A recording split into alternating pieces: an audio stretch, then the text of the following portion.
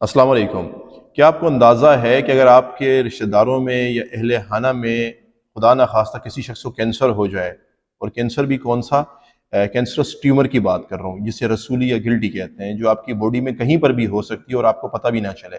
تو اس ٹیومر کے علاج کا کتنا خرچہ ہے پاکستان میں یا دنیا میں اس وقت؟ آپ کے 1.5 سے 2 کروڑ روپے لگ جانے ہیں اس کا علاج کروانے میں۔ لیکن خیر، میں تو آپ کو ایک اچھی بات بتانا چاہ رہا ہوں کہ پاکستان کے اندر نہیں صرف بلکہ پوری دنیا کے اندر ایک اسپتال ایسا ہے جہاں پر اس ٹیومر کے کینسر کا علاج جو ہے وہ فری آف کاسٹ، 1 روپیہ لیے بغیر، اس کے علاوہ بغیر سرجری کیے ہوئے، بغیر آپ کی باڈی کو کاٹ جاٹ کیے چیرا لگائے آپ کا علاج کیا جائے گا جدید ترین ریڈیشن یعنی کہ لیزر ٹیکنالوجی سے۔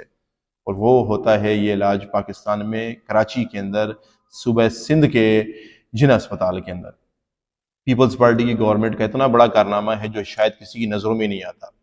یقین جانیے یہ وہ پیچیدہ بیماری ہے جس کا علاج اتنا مہنگا ہے کہ پوری دنیا میں کہیں پر بھی فری نہیں ہوتا، اور اس وقت سندھ کے اندر پورے پاکستان سے پیشنٹس جو ہیں، جو برین ٹیومر کے پیشنٹ ہیں، یعنی کہ دماغ میں آپ کے رسولی ہو گئی، یا فرض کیجئے خواتین میں جو بڑھتا ہوا بریسٹ کینسر کا مسئلہ ہے، وہاں بھی رسولی یعنی کہ گلٹی کا مسئلہ ہوتا ہے چھاتی میں۔ اور اس کے علاوہ جو مردوں کو خاص کر پروسٹیٹ کا کینسر ہے، وہ کیا ہے؟ پروسٹیٹ بھی کیا ہے؟ ایک رسولی ہے، گلٹی ہے، جو آپ کے پیشاب کی نالی اور مثانے کے درمیان ایک ریجن ہے، وہاں پر ڈیولپ ہو جاتی ہے۔ تو بتانا مقصد یہ ہے کہ اتنا مہنگا علاج کراچی کے اندر جن اسپتال میں سائبر نائف وارڈ کے اندر، state of the art ward ہے، لیٹسٹ ٹیکنالوجی سے اکوپڈ ہے، بہترین ڈاکٹرز، بہترین پیرامیڈیکل اسٹاف کے ساتھ وہ فیسلٹیز آپ کو پرووائڈ کرتے ہیں 1 روپیہ لیے بغیر۔ جی ہاں، کہ آپ کو شاید شبہ ہو جائے کہ آپ کسی پرائیویٹ اسپتال میں آ گئے، اتنا بہترین اور کوآپریٹو اسٹاف سارا، اور ڈاکٹرز بھی۔ اور دوسری بڑی بات، اتنی مہنگی ٹیکنالوجی پاکستان میں ہونا اور وہ بھی فری علاج، یہ اپنے اندر حیرت انگیز بات ہے۔ اس وقت جو سائبر نائف وارڈ کے اندر جن اسپتال میں علاج کروانے لوگ آتے ہیں، ان میں سے آدھے پاکستان سے آ رہے ہیں، آدھے پاکستان سے باہر دیگر کنٹریز سے آ رہے ہیں۔ اور سب سے بڑی بات، یہ اتنا مہنگا علاج ہے پوری دنیا کے اندر کہ کوئی افورڈ ہی نہیں کر پاتا پیسوں سے، تو لہٰذا ایک ٹریفک کا جو سارا فلو ہے وہ پاکستان کی طرف آ رہا ہے جیسے جیسے لوگوں کو پتہ لگ رہا ہے۔ اب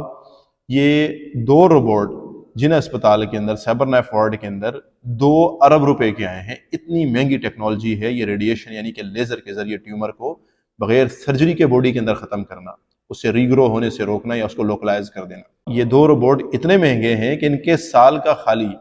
جو مینٹیننس کا خرچہ ہے وہ بھی 15 کروڑ روپے فی روبوٹ کا ہے۔ سوچئے سندھ گورنمنٹ نے کتنی بڑی خلقت کی، کتنی بڑی خدمت کی ہے۔ یہاں میں پیشنٹس ایڈ فاؤنڈیشن جو NGO ہے، جو سندھ گورنمنٹ کے ساتھ مل کر یہ ان کا وینچر ہے، یہ کام کر رہی ہے خلق خدا کی خدمت کا، لوگوں کی بہبود کا، اور علاج معالجے کی فری آف کاسٹ سہولیات فراہم کرنے کا۔ اور جینونلی یہ جو NGO ہے PAF، patients aid foundation, deserve کرتی ہے لوگوں کی زکوٰۃ بھی، کنٹریبیوشن جو لوگ کرتے ہیں،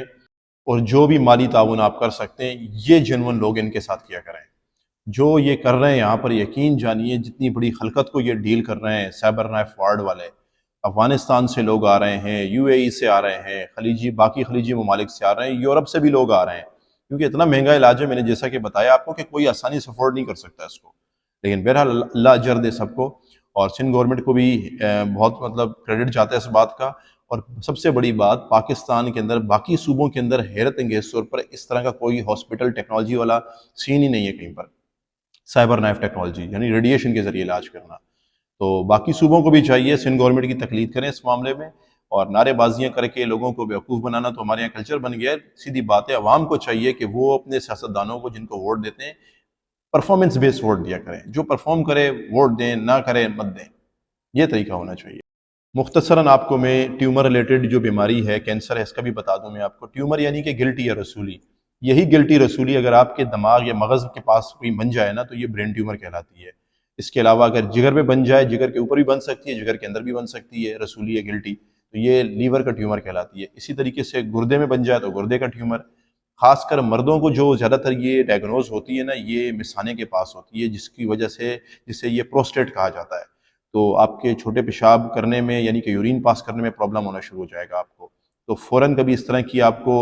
کمپلیکسٹی فیل ہو تو لازمی ہاسپٹل میں جائیں، چیک اپ کروائیں، کیونکہ جب تک آپ کے ہاں یہ ٹیومر کا کیس اسٹیج 1 اور 2 کا ہوگا نا تو یہ مطلب قابل علاج ہے، اس کا ٹریٹمنٹ ہو سکتا ہے لیزر کے ذریعے بآسانی، اور آپ بالکل صحت مند ہو سکتے ہیں۔ اور خاص کر خواتین کو بتانا چاہوں گا،